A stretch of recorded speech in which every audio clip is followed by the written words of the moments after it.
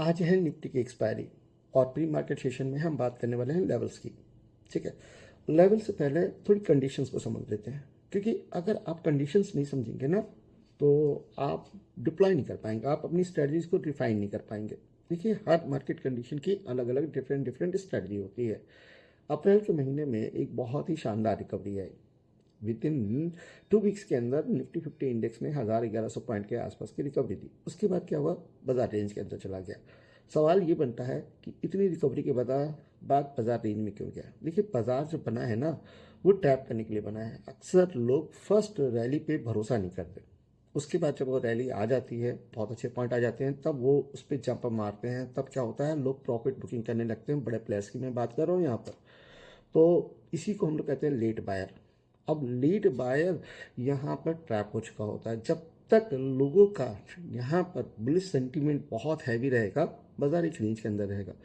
हल्का सा भी कुछ भी चेंजेस हुए, जैसे ही बाजार में कोई होप खत्म होती है, वैसे ही बाजार में ब्रेकआउट होता है। ये अक्सर मैंने देखा है। इंट्राडे में भी यही सिस्टम है। कल का दिन याद है, जब डाउन साइड ब्रेक किया तो वहीं से बाय किया था। लोग क्या सोच रहे थे, सेल है, लेकिन वहीं से बाजार ने पूरा रिकवरी दिया। उसके बाद वापस नीचे।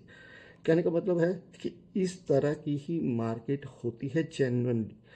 अब कभी कभी बाजार में एक बहुत अच्छा ट्रेंड बन जाता है, तो उस दिन हमें अफसोस होता है कि यार ट्रेंड को पकड़ना चाहिए। लेकिन आप मान के चलें 10 to 1 टाइम ऐसा होगा, तो 9 टाइम आपका जो माइंडसेट होना चाहिए वो पीसीस में ट्रेड करने का होना चाहिए।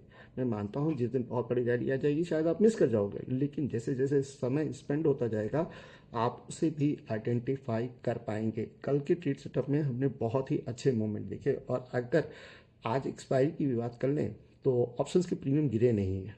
एटीएम स्ट्रेडर एज इट इज़ है, कल कोई भी उसके अंदर थीटा नहीं लगा। पहली चीज़ तो आज या तो बहुत तेज वॉलेटाइल होगा या थीटा बहुत ही डिस्ट्रैक्टली टूटेगा। तो ऑप्शन टी ऑप्शन सेलर के लिए भी है, बायर के लिए भी है। लेवल्स की अगर मैं बात करूं तो यहाँ 25,180 अपसाइड में बनेगा 25,180।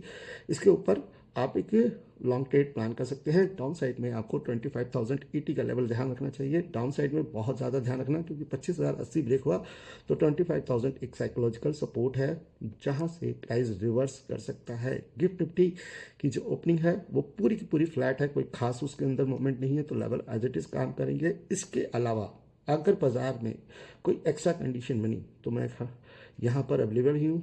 टेलीग्राम पर आपके साथ चार्ट जरूर शेयर करूँगा। एक ट्रेड तो हम प्लान करते ही हैं।